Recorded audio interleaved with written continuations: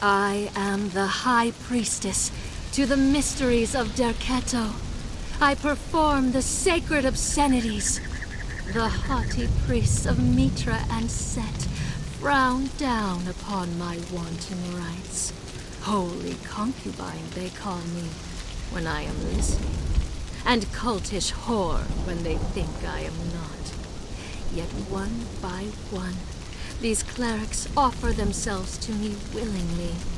I kiss the jelly right out of their skull sockets, and they scream, and they beg me to do it again.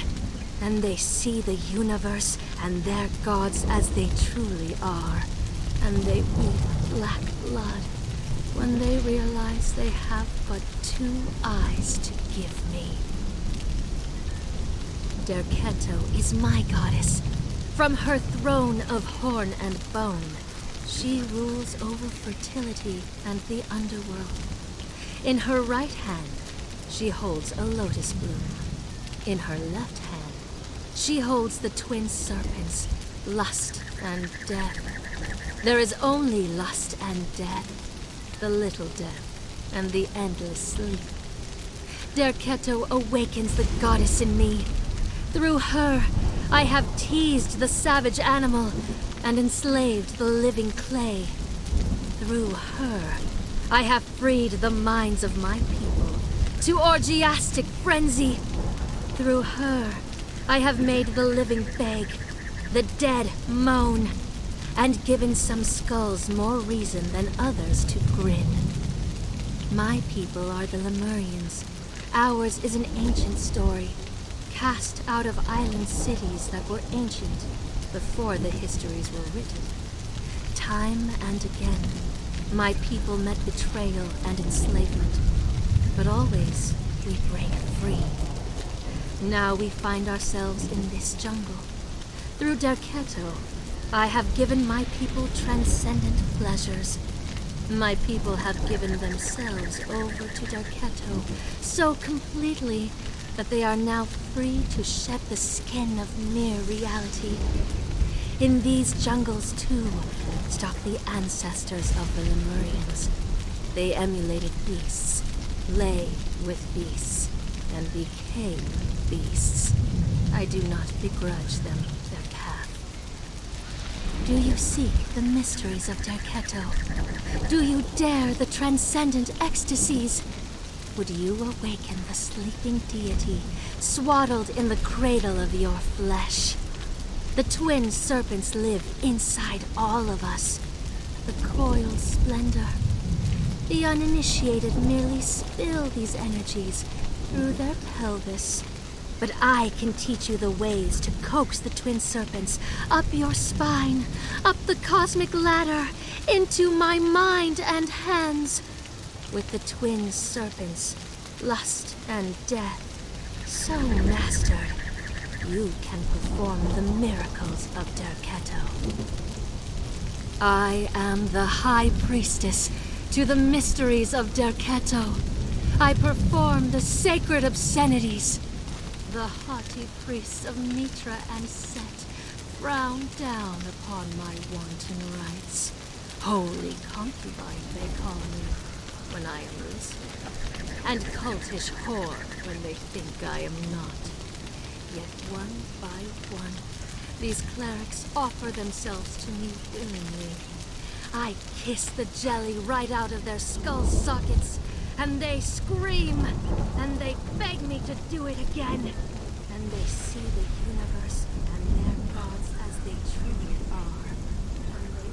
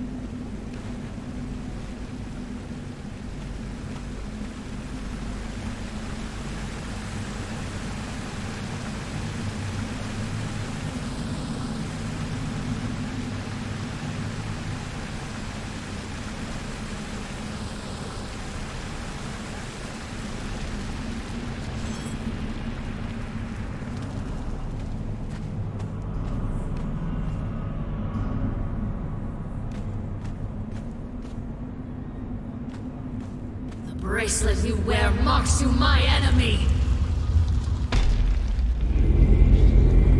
Dagon will protect me!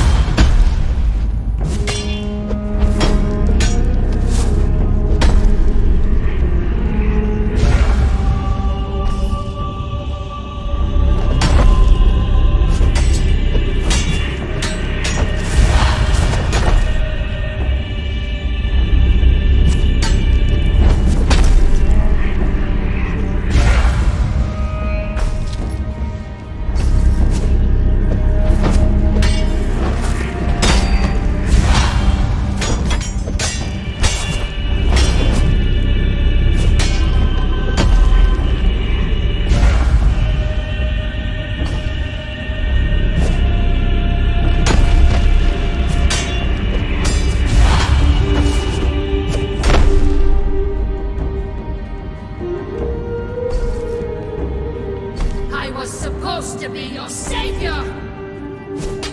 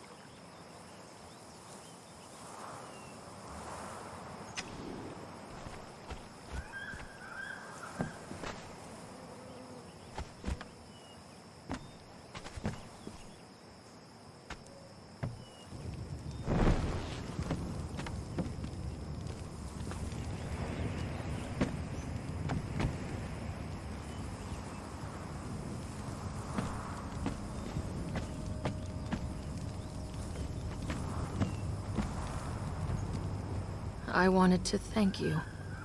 The woman that you met in those ruins, that was not me. She was ancient and wicked and powerful. You almost killed me in that city. I cannot begrudge you that. Such a terrible, awesome creation. While I wore the mask, I was somebody else. I was something else. Such power and knowledge. I stood on an island in a vast ocean. I could see across the water in every direction. And that ocean was time. I am sorry. It is difficult to describe. All I have are fragments. Her memories evaporate from my mind like mists above the oasis. If you have questions, you must ask them quickly. My mind is leaking, purging itself of all traces of that woman.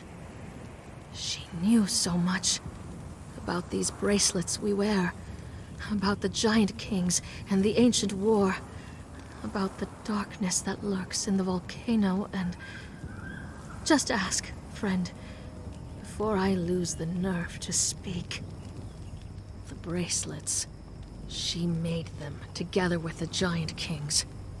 The bracelets were imbued with the power of 7 artifacts. The Witch Queen's mask, the diadem of the giant kings, the tears of 2 races, the shining trapezahedron, the star of the champion, the heart of the sands, and the black ring of Set. The bracelets were created to translate any language for the wearer, to allow swift movement around the Empire, and to allow communication and recording through the lore stones. It was only later, when the war began, that the Queen suspected that the Giant Kings had included a death weave in the sorcery. Any who tried to flee their control were simply killed by the curse wall. Her people, the Lemurians, were the remnant of a desperate race. Her memories before the Exiled Lands are vague and confused.